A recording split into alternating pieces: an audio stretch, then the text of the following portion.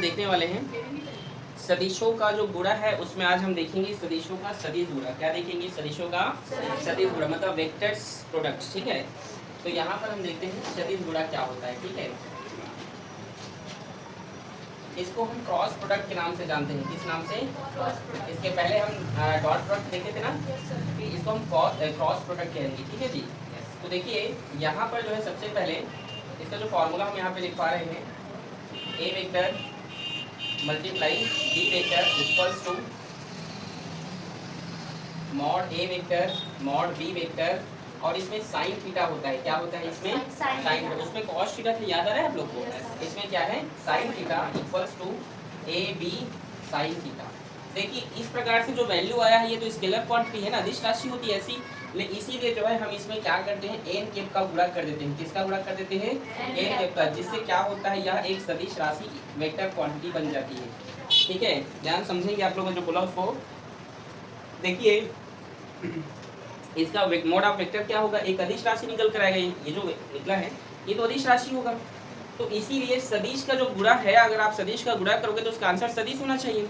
अदिश का गुणा करते तो अदिश आता था वो, तो सदिश के गुणा में सदिश आना चाहिए था। तो इसीलिए यहाँ पर हम क्या कर देते हैं, एन कैप का गुणा करते हैं, जिससे वो पूरी की पूरी जो क्वांटिटी या राशि होती है वो क्या होता है? सदिश। एक सदिश यूनिट वेक्टर के थ्रू। ठीक है, ए कैप इक्वल्स टू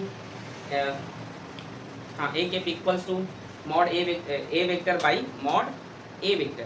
ठीक है, इस प्रकार से करें। उसमें क्या होता है, यदि आप गुणा भी कर देते हैं किसी भी चीज़ का, तो उसकी राशियों में कोई परिवर्तन नहीं होता है। जैसे यदि आप 4 में गुणा कर देंगे एक का, तो क्या वो बदल जाएगा? नहीं। समझ आ रहा है मैं क्या बोल रहा हूँ? अगर आप 4 में यदि हम एक का गुणा कर देंगे तो इसकी राशियों में, इसकी संख्याओं में कोई परिवर्तन होने वाला नहीं। ठीक है, आ रहा है समझ? ये मत सोचना कि सर नंबर बदल जाएंगे उसमें कुछ परिवर्तन, ऐसा कुछ नहीं होता है। बस वह अदिश होने से सदिश हो जाता है। समझ में आया ना? ठीक है, ये फॉर्मूला हमेशा याद रखिएगा। ठीक है, तो देखिए आपने ये भी देखा था इस प्रकार से, एक्स एक्सिस वाई एक्सिस, और इसके लिए आई केप, ये जे केप और ये के केप। ठीक है, और अगर ये ओरिजिन है, ये बिंदु P है जिसे आप आर वेक्टर से जान रहे हैं, तो ये क्या एक्स वाई जेड स्थिति सदिश में ये इस प्रकार से पोजीशन वेक्टर। तो चलिए हम यहाँ पर देखते हैं, यदि स्वयं का स्वयं के साथ गुणा किया जाए, इसमें क्या किया जाए? स्वयं का स्वयं के साथ। ठीक है, समझ आ रहा है? पीछे आ रहा है बेटा? यदि इसमें स्वयं का स्वयं के साथ अगर गुणा किया जाए, तो हम देखते हैं आई के इंटू आई के इक्वल टू 1 इंटू 1 साइन, और थीटा की जगह क्या रहेगा? 0। क्या रहेगा? क्योंकि स्वयं के साथ स्वयं वो 0 डिग्री बनाते हैं, कल आपको बताया था, और दूसरों के साथ 90 डिग्री बनाते हैं। तो साइन 0 का वैल्यू क्या होता है? आपको लिए 0 क्या होता है? 0। तो स्वयं के साथ जब स्वयं के ये गुणा हुआ तो क्या हुआ? 0। तो जे केप का जे केप के साथ भी गुणा होगा तो क्या होगा मुस्कान? 0 होगा। ठीक है, के केप का के केप के साथ गुणा होगा तो क्या होगा खुशबू? 0। समझ आ गया? दूसरा कंडीशन यहाँ पर ये है कि अगर दूसरे के साथ गुणा होगा, आई केप इंटू, यदि हम जे केप के साथ कर देते हैं तो क्या होगा? 1 इंटू 1 साइन 90, और साइन 90 का वैल्यू क्या होगा? 1 होगा। इसी प्रकार आप कर सकते हैं, जे केप का के केप के साथ आप गुणा कर दीजिए तो क्या होगा? ये भी 1 होगा।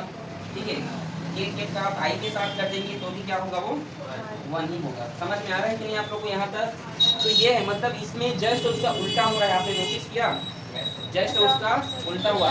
उसमें स्वयं के साथ स्वयं का गुणा होता था तो 1 होता था, और अगर दूसरे के साथ गुणा होता था तो 0 आता था। लेकिन इसमें आप देख रहे हैं स्वयं का स्वयं के साथ में 0 हो रहा है, और दूसरे के साथ क्या हो रहा है? यहाँ पर 1 हो रहा है। ठीक, यहाँ पे किसी कोई समस्या? ठीक, चलिए क्वेश्चन से समझते हैं, एग्जाम्पल से देखते हैं। यदि A vector equal to 1 I cap plus 2 J cap और माइनस के केप लेते हैं। ठीक है, 1 के केप, 1 नहीं लिखेंगे तो भी चलेगा। ठीक है, आ रहा है समझ में?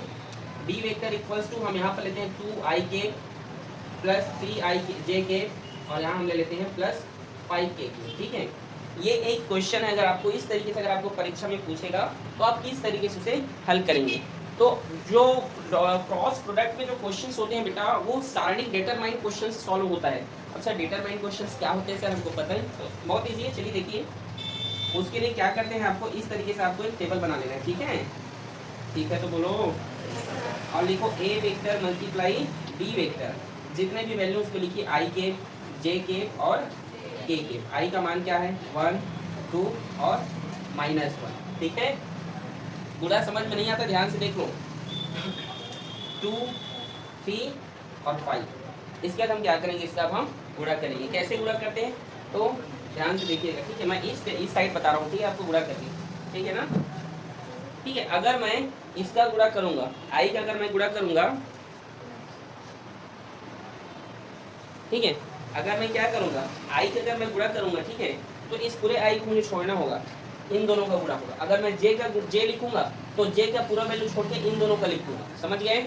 अगर मैं के का गुणा करूंगा, के का लिखूंगा, तो के का वैल्यू नहीं लिखना है, इन दोनों का लिखना है मेरे को, समझे। ये होता है डिटरमाइन, जो गुणा करते इसको हिंदी में कहते हैं सारणिक। क्या कहते हैं, मैं तो जान रहे होंगे, अभी नहीं तो पढ़ोगे कि सारणी क्या होता है, ठीक है, आ रहे समझ में। तो चलिए पहले हम इसका करते हैं आई का, ठीक है। तो आई का हम करेंगे, तो आई का हम करेंगे तो इसको छोड़ के इन दोनों का करेंगे, ठीक है। 2 गुणा 5 माइनस कहाँ है, नहीं 2 गुणा 5 ऐसे तिरछा क्रॉस, ठीक है। इसके बाद आपको माइनस लिखना है, -1 का 3 के साथ, ठीक है, समझे यहाँ तक, ये कोई दिक्कत। और इसके बाद जब जे का गुणा होगा, जे का करेंगे तो यहाँ पर जो वैल्यू होता है वो माइनस होता है, क्या होता है, माइनस, समझ में आ रहा है। माइनस जे का लिखेंगे तो इसका हम यहाँ पे लिखेंगे इस तरीके से, आप देख सकते हो। 1 का गुणा होगा 5 के साथ, इसके साथ, और -1 का फिर हम यहाँ पे लिखेंगे -1 इंटू 2। समझ आया आप लोग को।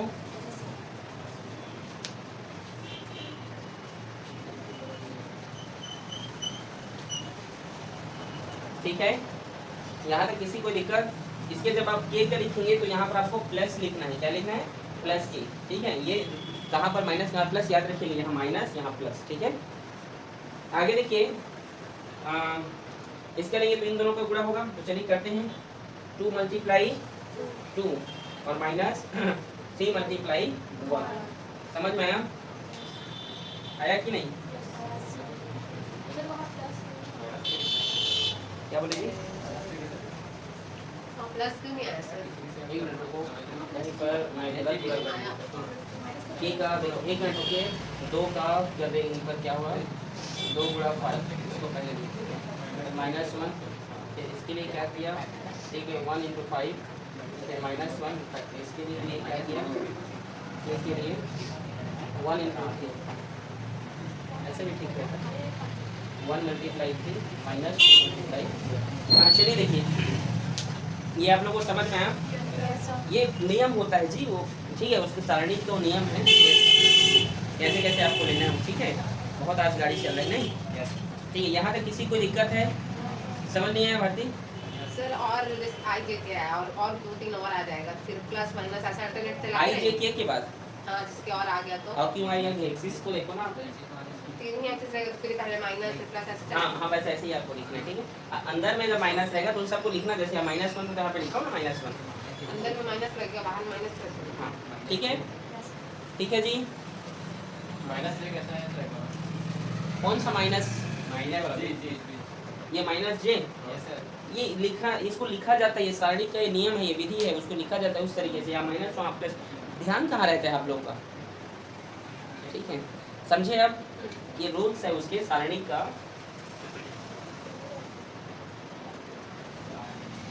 डिटर्मिनेशन कहा जाता है इसको, ठीक है।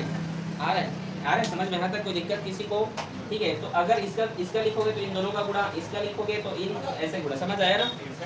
हाँ, क्रॉस मल्टीप्लाई, तिर्यक गुणा, हाँ, 5 2 माइनस माइनस, 3 एकम 13 आई, समझ आया। माइनस का माइनस, 5 एकम माइनस माइनस, 2 एकम 2 एकम 12, कौन बोला है, ठीक है। 5 7 होगा, क्या होगा, 7 होगा, ठीक है। आ रहे समझ में, तो ये क्या होगा, -7, ठीक है, देखिए। फिर 3 एकम 2 2 4, -1 होगा तो -k, ये इसका आंसर, समझे कि नहीं। 3 एकम 3, 2 2 4, 4 में 3 घटेगा तो 1 होगा, 4 बड़ी संख्या इसीलिए माइनस लगा, ठीक है, प्लस माइनस माइनस, ठीक है।